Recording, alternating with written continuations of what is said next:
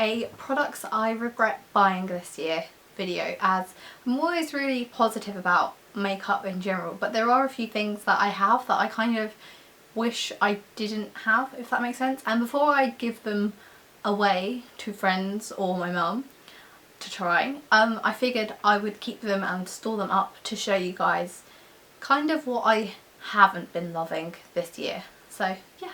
The first thing on this list is actually kind of, I don't know, a lot of people have said that they liked it. It's the L'Oreal La Palette Nude palette, the eye palette. I don't know if you could see. It has some very rosy colours. This is the 01 Rose version. And I think the main reason I kind of regret buying this is because, well, there's two reasons. Firstly, the colours are kind of like the same. Like, they look very different on camera, but I find like 4 of them to be exactly the same.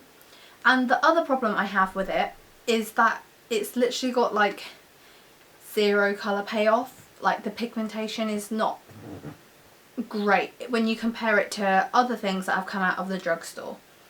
And I guess I kind of compare these kind of palettes to the Maybelline nude palettes that have come out recently around the same sort of time and have the same kind of colours, and I feel like the colour payoff with those palettes is so much closer to high-end makeup than this. Also, by the way, this smells really bad. Like, I feel like if I had this for a while and I smelt it for the first time, I would throw it away because it was off. But it smelled like this since I bought it. So let me know if you have this and it doesn't smell, because then I will throw this away and there's definitely something wrong with it. Because I only got it about a month or 2 ago and it smells very weird. But yeah, that's the first thing I kind of regret buying. The next item is by Gosh, and I actually really like quite a few of the products that they sell. They're kind of more pricier of the drugstore things, but this is a brow gel, and this was the first brow gel I ever had. Back before brows became the big thing, like towards the beginning of the year, my eyebrows are completely like hair. Like, I barely have to fill them in, I just have to fill in a bit of the top and the end because I've got a scar on my eyebrow on this side. And I found that my eyebrows would fall and kind of like curl around because I have quite long hairs as it is, and they would fall down and everything, so I needed to get something that would hold them in place. And my mum and I were shopping, and she saw this and she was like, you need this. So I did get it, and I stayed true to it for absolutely ages, as it was like my last hope. It was like, if I don't cover my brows in this, they're gonna fall down. And it even got to the point where I just wasn't happy with this, and I was spraying it with hairspray before I used it and everything, and coating it on my brows, and my brows literally looked like they had got hair gel on them and had just been combed through with an eyebrow comb. I think the reason why I regret buying this is because since having this, I've recently embarked on the Maybelline ones, and I literally love them. I've got the brown, I think the medium brown one and the clear one, because they didn't have the dark brown one when I was there. I just needed a colour one, which I really like for like toning out. It kind of doesn't make these look so dark, because my hair isn't black, but it's almost there. But yeah, this kind of just went down when I kind of realised what other products were out there that really do make this not seem as good as it is. My next item is also from Gosh, and I think I might have even featured this in a favourites video. The reason why I changed my mind, this is the Giant Sun Powder in 001, and let me tell you, this is a giant sun powder. It's absolutely massive, just next to my face. It's huge, which I actually really like, because you really like get your money's worth when you buy it. But the problem I had after using this for quite a while, when I use this, this is literally like golden goddess. You are beaming. It's like, it's almost like wet metal on your face.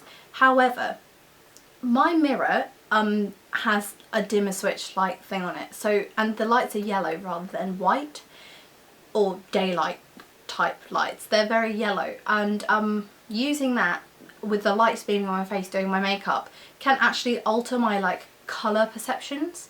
So after using this for a while, I went and had a look in the mirror in my bathroom where the light is a lot more white, and realised that it's actually probably as dark as my contour when I wear it. So I kind of regret getting this because I'm not that pale, and for it to be really dark on me, I think for other people it would be significantly dark and look very almost like dirt or mud on their skin. So I know I will be using this when summer comes round, and if I go to the beach or on holiday or anything and I want to glow everywhere and look tanned, I will just put this everywhere and it will look amazing, especially in pictures, but on my face, probably not. My next item, I actually think I would like if I was into this product more, and it's a blush by Tarte. I absolutely love Tarte items. This is probably the only thing from Tarte that I've ever had that I don't like, and I think it's my own personal reasons for not liking it rather than the product itself. It's this blush that has like a few different colours in it. It has darker, more contoury colours and a more peachy blush, and then a plummy kind of blush all mixed together, and there is sparkle in it, don't get me wrong. If you don't like a sparkly blush, this is not for you. But I think the reason I don't like it is because I find it so boom, there's blush on your face when I wear it, and I'm not very confident with wearing blush. I basically wear it like every time I'm bored, every time I have time, or when I think I should wear blush more, and then I wear it and then the next day I'm like, forget it, I shouldn't have done that.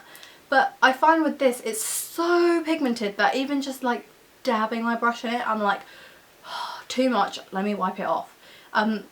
So if you're new to makeup or you're not a blush connoisseur, I do not recommend this product. My next product, it pains me to say I do not like, and every single YouTuber, every single person I know, and like a lot of people just generally love this product, and I actually really hate myself for not liking it. It's the L'Oreal Telescopic Mascara. This is an extra black. I think the reason I don't like this is because of the brush, the wand, rather than the actual formula of the mascara. Because after I use this, I do go, because I don't like it very much, I do go in with a wand, one of the mascara wands that's just like a free one, if that makes sense, not connected to anything. And I brush it out and like separate my lashes a bit more, and this mascara lasts all day and it makes your lashes go to the ceiling and it's absolutely amazing. But I find that because of the wand, it splits my lashes into like clumps, and they're almost like 4 or 5 just lashes are there rather than the volume that I personally really like.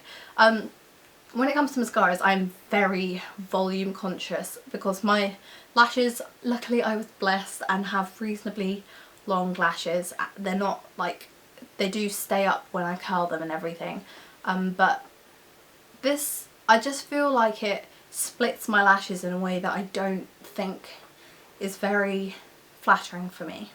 My next item, once again I am sad that I don't like, because I have Topshop lipsticks that I do like. This is the Topshop lipstick in the shade Armour. When I saw this, I looked at the colour on the package because they didn't have any samples or testers, and like an idiot I just thought, that's a pretty colour, I'm just going to buy it.